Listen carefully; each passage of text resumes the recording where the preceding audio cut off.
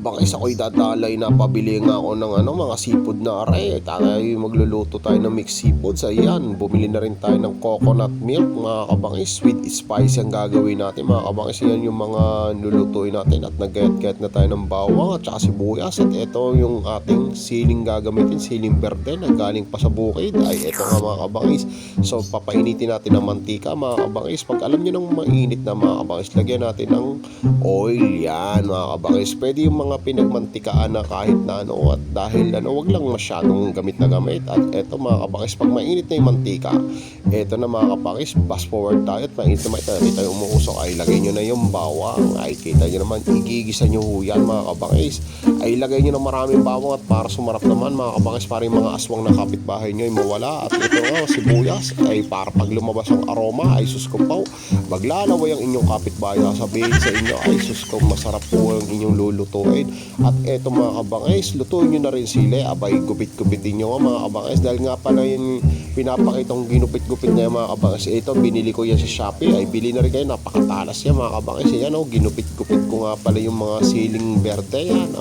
Kita nyo, yan, pamintang durog, huwag nyo kakalimutan yan, at lalagyan nyo rin yan mga kabangis. So mga siling ginamit ko dyan, mga 6 na piraso o 7 piraso mga kabangis, para yung anghang ay talab na talab. At lulutuin nyo na rin mga kabangis para hindi masyado maghang. At yan, nilagyan ko na rin ng suka para hindi mapanisan mga kabangis.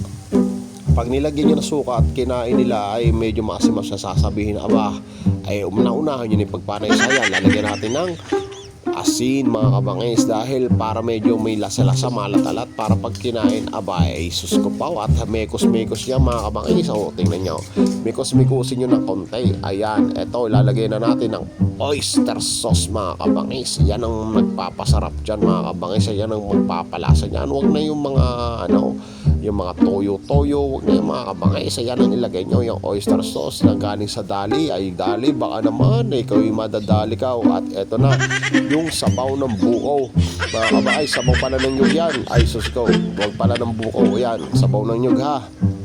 Yung unang yung pangalawang gata mga kabangis, huwag yung ipapatapon yung sabaw ng buko. Yan yung magpabigay ng tamis. At naisipan ko lagyan nga pala mga kabangis ng yan, yung mushroom na yan, yung bottom mushroom na yan, ay lagyan nyo ng ganyan mga kabangis. At lutuin nyo na rin, dahil mahirap lutuin nga yan mga kabangis. Ang masarap niya, luto ng lutaw. Ay sus ka po, pag kinain mo, meron pang natitira sa loob na mas masarap na lasa. Ayan nga mga kabangis, so pakuluan niya, kulong-kulo yan mga kabangis. Hintayin nyo medyo umunti na konti, tapos ilagay nyo na tong crab. Yan yung mga alimasag na yan, ilagay nyo yan. Ay sus ko pa, pag nilagay nyo syempre maluluto yan, para yung lasa ay sumasangkop na at mekos-mekosin nyo yan. Pag alam nyo medyo may kulay ng ganyan, ayan, medyo luto-luto na yan. At alam nyo na yan, kita nyo naman medyo malabnaw-labnaw, ilagay nyo na rin tong tahong. Pag nilagay nyo yung tahong mga kabangis, ay maganda ho yan, maganda yung luto na luto yan tahong. At tanggalin nyo ho yung mga balahibo ng tahong ha, huwag nyo kakalimutan at yan nakakasakit ng tiyan. At eto yung pangunang gata, iyan na mga kabangis, yan ang pulot gata. Ay suskaw, yan ang magpapasarap dyan, magpapantak ng lasa. Ay yung medyo im-in ng konti, yan makikita nyo. Huwag nyo agad hahaluin ha, huwag nyo agad hahaluin, hintayin nyo kumulo ng kumulaw. Pag medyo alam nyo medyo naiiga na ng konting sabaw, ay ilagay nyo na tong calamares. Yan, unang kulo lang ha, huwag yung kulong-kulaw, huwag yung masyadong lulutuin yan at yun ay kumukunat. At tapos mamaya-maya, pagka mekos-mekos mo ng calamares, ay ilagay nyo na rin mamaya-maya yung hipon mga kabangais. Yan, tingnan ha, yan ha, yan kumulo na yan, yan ha, ilalagay na natin yung hipon. Huwag masyadong luturin ha, at dahil pag yan ay nalutuin, mawawalan ng lasa yung hipon, hindi magiging parang masarap yan. Ay sus ko.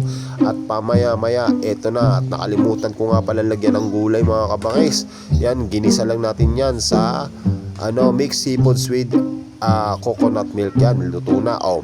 Kita nyo, eto na tayo sa portion na tikiman tayo mga kabangis, at tayo'y kukuha at titikim tayo mga kabangis, at tikman natin kung anong lasa. Ay kayo na makapagsabi, maglalaway kayo. Tika mo, may mushroom pa.